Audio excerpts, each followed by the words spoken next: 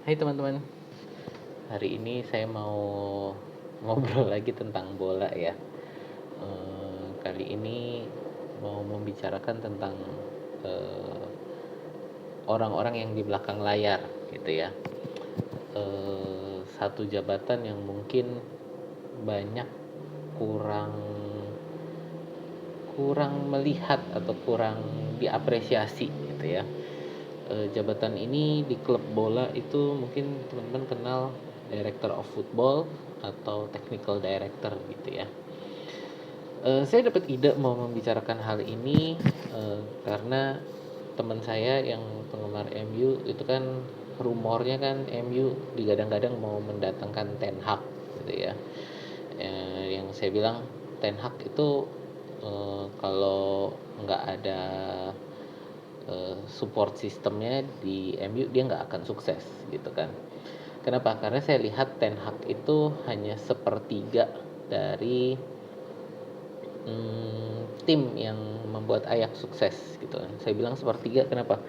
Karena dia di MU itu sorry, di Ajax itu timnya itu adalah Ten Hag sebagai head coach, lalu ada Mark Overmars sebagai director of footballnya, dan Van der Sar sebagai CEO-nya ya, sebagai CEO Ajax gitu. Jadi tugasnya dibagi-bagi sebenarnya. Jadi bukan bukan Ten Hag yang murni menjalankan semua menjalankan semua operasional klub di lapangan.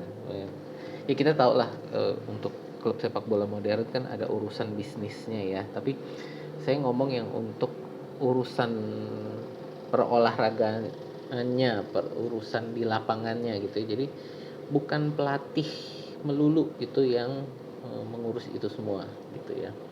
Nah, mungkin teman-teman kan mikir, ah dulu kan nggak kayak gitu. Manajer mungkin teman-teman karena main championship manager gitu kan ngerasa bahwa semua itu urusannya manajer gitu ya.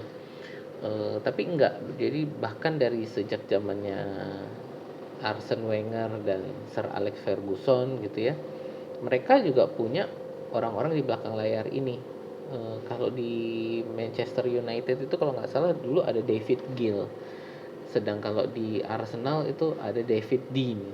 Saya kurang tahu sih kalau historinya David Gill gitu ya, tapi sebagai penggemar Arsenal itu historinya David Dean ya kira-kira saya tahu lah. Jadi David Dean itu dia dulu jabatannya adalah sebagai vice chairman di Arsenal gitu ya. Vice chairman ini sebenarnya jadi jabatan direksi gitu ya. Jadi bukan jabatan untuk yang di klub sebenarnya. Jadi jabatan direksi di perusahaan, di Arsenal sebagai perusahaan gitu ya. Cuman David Dean ini dia yang tugas utamanya David Dean ini adalah David Dean ini tugas utamanya adalah dia untuk negosiasi kontrak dan untuk rekrutmen pemain gitu. Jadi jual beli pemain itu tugasnya dia.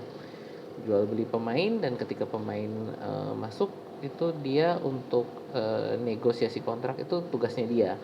Jadi bukan murni untuk itu semua itu tugasnya Wenger, enggak gitu ya. Itu ada tugasnya David Dean gitu ya. Nah, seiring berjalannya waktu, oh ya satu lagi, David Dean ini juga dia adalah orang yang merekrut Wenger.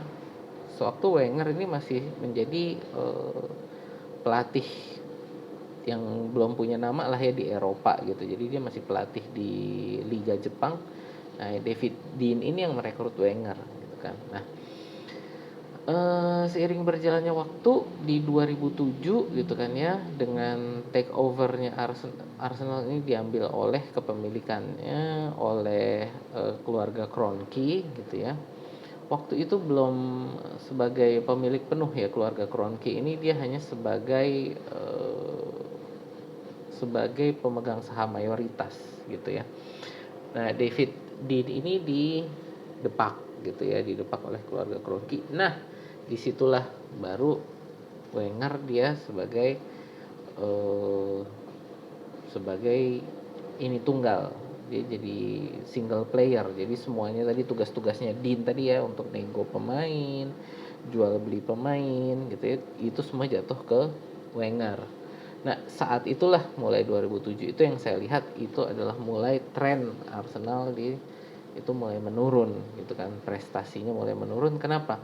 Karena Wenger ini dia orang lapangan, maksudnya orang sepak bola, dia nggak ngerti urusan nego-nego pemain, nego kontrak gitu ya, dia nggak ngerti. Sehingga sejak saat itu Arsenal itu kalau beli pemain itu selalu kemahalan, kalau jual pemain itu kemurahan, nego kontrak itu juga sama pemain bisa diulur-ulur gitu ya, sehingga eh, sampai udah mepet banget antara Wenger harus kasih kontrak dengan gaji yang ketinggian atau harus dijual murah pemainnya gitu ya. Nah, pada saat yang sama tadi saya bilang di Manchester United sendiri ada David Gill yang kalau saya dengar ceritanya ya sebenarnya kayaknya dia juga tugasnya mirip-mirip sama David Dean gitu kan di Arsenal gitu. Dan kalau dari cerita-cerita saya baca sekilas gitu ya, ya itu juga partnership antara eh, Ferguson dan Gill itu mirip-mirip dengan partnership antara Wenger dan Dean gitu ya. Dan ketika David Gill mengundurkan diri dari MU 2013, saat itu juga Ferguson cabut gitu kan dari bukan cabut sih ya, tapi ya dia mengundurkan diri eh, sebagai pelatih dari Manchester United, di mana di Manchester United posisi David Gill itu digantikan oleh Ed Woodward gitu ya. Nah, sedang kalau di Arsenal itu karena 2007 sampai sekian gitu ya, itu nggak ada penggantinya. Bener-bener si Wenger ini jadi one man show. Nah, akhirnya sih eh, keluarga Kroenke ini ngelihat ya, Stan Kroenke ini ngelihat, wah kayaknya nggak bisa nih, harus cari orang yang dulu tugasnya kayak si David Dean. Dia rekrut waktu itu, bukan rekrut ya, naikin ini orang ini namanya Raul Sanlehi gitu ya. Raul Sanlehi ini masuk di akhir-akhir masa jabatannya Wenger dan di masa Unai Emery kalau di Arsenal ya. Jadi di masanya Unai Emery itu tadi tugas-tugas yang dilakukan oleh David Dean itu dilakukan oleh Raul Sanlehi gitu. Raul Sanlehi ini dia juga posisinya sama, cuman di akhir jabatannya Sanlehi ini dia didepak lagi oleh Stan Kroenke. Cuman kali ini bukan tanpa, ya beda dengan kasusnya David Dean ya. Kasusnya Raul Sanlehi ini masih dicurigai karena tidak diumumkan kepada publik ya. Jadi bahwa si Raul Sanlehi ini secara publik dia mengundurkan diri dari jabatannya, tapi alasannya kenapa nggak diumumkan, cuman dicurigai gitu kan dari rumor-rumor ini bahwa ada penggelapan dana gitu. Jadi Raul Sanlehi ini dicurigai dari rumor-rumor gitu ya, sekali lagi ini berdasarkan rumor bahwa dia ada penggelapan dana. Salah satunya itu adalah saat pembelian Nicolas Pepe ya, itu salah satu pembelian pemain muda yang memecahkan rekor transfer Arsenal pada saat itu gitu kan. Jadi biaya transfernya sangat mahal sekali, dan itu disinyalir katanya bahwa dana itu ada penggelapan oleh Raul Sanlehi gitu. Makanya harga transfernya Nicolas Pepe itu waktu itu sangat bombastis gitu kan. Nah, dia disingkirkan. Pada saat yang sama juga Unai Emery juga disingkirkan juga, masuklah Arteta gitu kan. Nah, pada saat Arteta masuk gitu kan, kalau nggak salah sih saat itu untuk kesehariannya Arsenal itu sudah diserahkan kepada anaknya si Stan Kroenke ini, Josh Kroenke gitu ya. Nah, Josh ini yang dia lalu juga cari untuk director of footballnya Arsenal ini siapa. Nah, yang pertama diincar itu adalah Mark Overmars, karena dia kan ex orang Arsenal, Mark Overmars ya. Mark Overmars ini dikejar, cuman Mark Overmars ini dia mau komitmennya di Ajax waktu itu gitu kan. Pada saat yang sama juga MU ngejar Van der Sar gitu kan. Jadi pada saat berbarengan Arsenal ngejar Mark Overmars untuk jadi DOF-nya Arsenal, MU ngejar Van der Sar untuk jadi DOF-nya di Manchester United. Tapi sama-sama ditolak gitu kan. Karena kalau dari dari Overmars dia mau komitmen di Ajax, sedang kalau Van der Sar kalau dia jadi DOF di Manchester United dia turun jabatan gitu kan, karena dia di posisinya CEO nih di Ajax, turun jadi Director of Football yang di bawahnya Ed Woodward gitu kan. Nah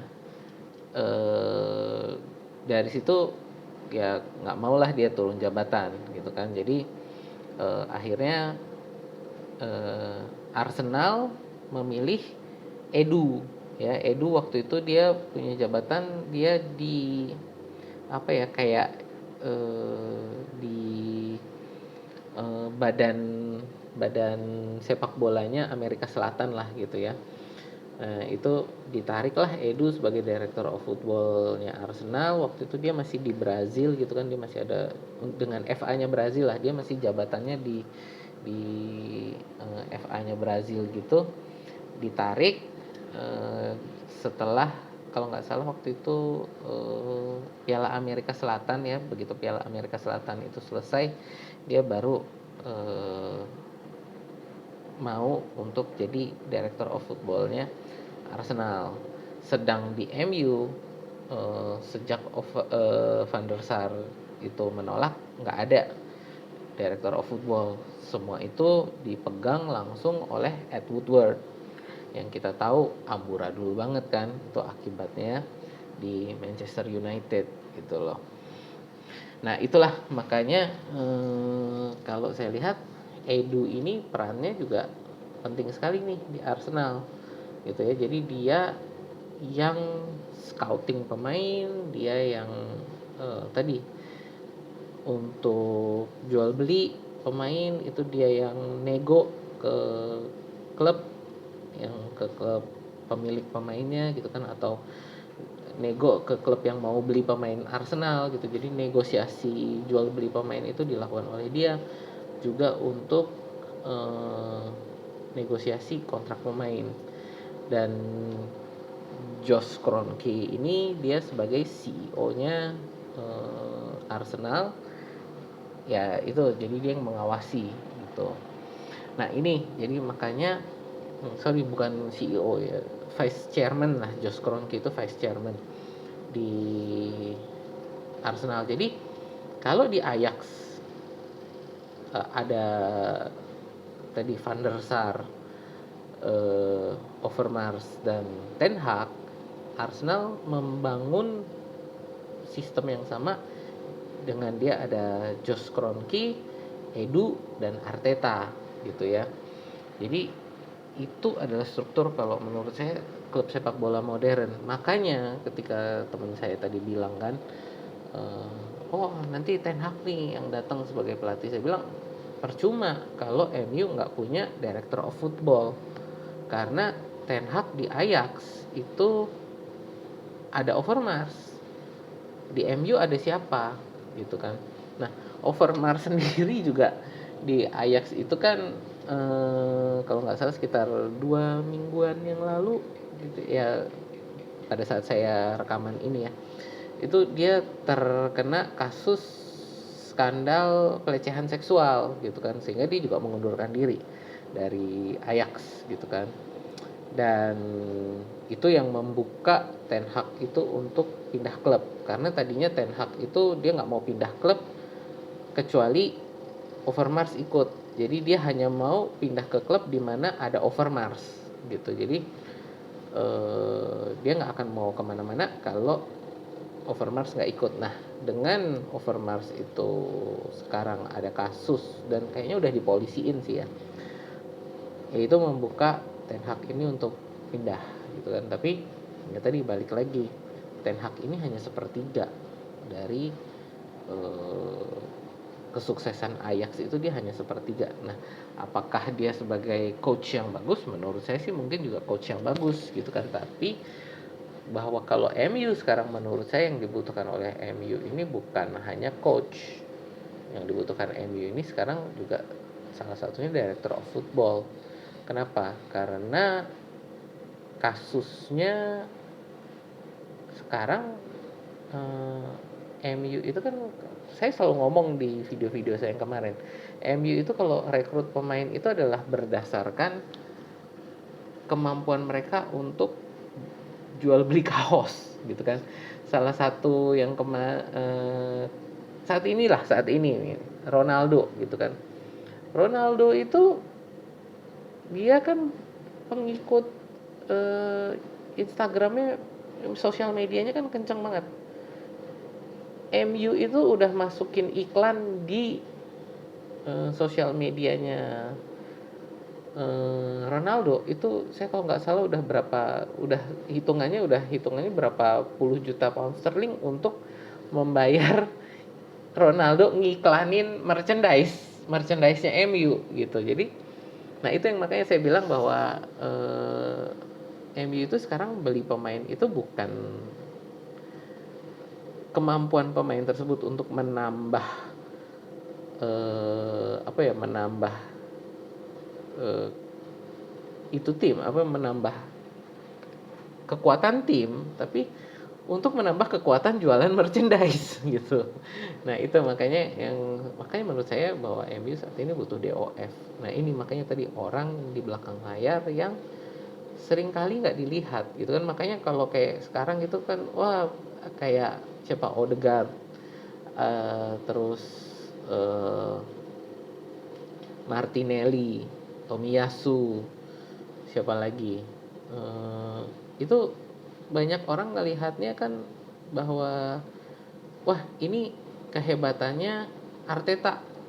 Enggak, itu kehebatannya Edu ya. Arteta lalu melatih mereka di lapangan sehingga mereka bisa berprestasi di lapangan, tapi potensi bahwa mereka bisa seperti itu yang ngelihat itu Edu gitu loh. Jadi itu kadang kalau fans Indonesia ngelihatnya kan hanya manajernya, nggak lihat DOF-nya di belakangnya gitu, dan nggak lihat lagi juga CEO-nya di belakangnya ini kasih duit atau enggak gitu kan, mengokekan dananya, gelontorin dananya turun atau enggak gitu kan. Nah, ini makanya saya mau ngomong ini karena ini orang-orang yang menentukan kesuksesan juga untuk sebuah tim sepak bola. Tadi yang saya bilang, Arsenal ketika ditinggalkan oleh David Dein dan kosong itu jabatan, bukan jabatan, waktu itu juga belum ada jabatannya ya gitu ya, tapi bahwa orang yang melakukan tadi nego pemain, jual beli pemain, nego kontrak dengan pemain gitu, itu orang-orang yang sangat penting ya. Kenapa sangat penting? Karena ini orang-orang ini mereka satu, untuk jual beli pemain itu jangan sampai dimahalin, karena itu kan kita kalau klub ya, kita nggak usah ngomong klub lah, sebuah perusahaan kan kalau untuk ada uang keluar berarti yang dibeli ini harus punya imbal balik gitu kan. Nah, itu tadi harus sesuai lah gitu, apa yang dibeli dengan harga yang keluar itu harus sesuai. Itu makanya tugas ini sangat penting gitu, jangan sampai beli kemahalan jual kemurahan gitu. Dan juga sama pada saat kontrak pemain ini juga sangat penting. Untuk apa? Struktur gaji itu jangan sampai orang ngelihat bahwa loh si itu prestasinya nggak ada, gajinya tinggi banget gitu kan. Waktu itu di Arsenal kan kasusnya siapa? Ozil. Yang terakhir kasusnya siapa? Aubameyang. Gajinya tinggi, prestasinya nggak ada itu membuat pemain lain iri.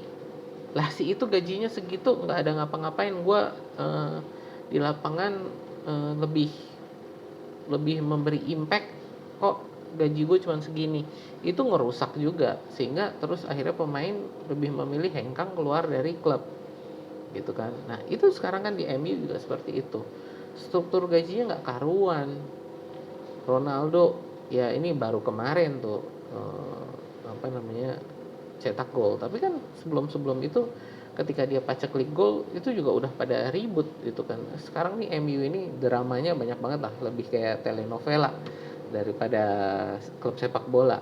Tiap hari selalu muncul ada gosip, siapa lagi benci sama siapa, siapa lagi sebel sama siapa, kayak gitu gitulah gitu kan. Jadi makanya itu tadi pentingnya tugas director of football ini, ketika dia melakukan tugasnya dengan baik, beli pemain itu dengan harga yang sesuai dan gaji pemain yang sesuai, itu menghindarkan drama di dalam klub ya. Semakin minimal drama di dalam klub, itu semakin orang-orang yang ada di dalam klub ini lebih bisa berkonsentrasi untuk mengejar prestasi di lapangan gitu kan. Jadi menghindari urusan PR, public relations dengan fans, dengan lain-lain, itu lebih bisa terminimalisir gitu ya. Jadi nah ini tadi yang saya mau ngomong, jadi tentang ini orang-orang di belakang layar ini yang sangat penting di sebuah klub sepak bola, yang kita harus ngerti ya sumbangsih mereka ke klub kesayangan kita gitu ya. Oke, sekian dulu dari saya, sampai jumpa.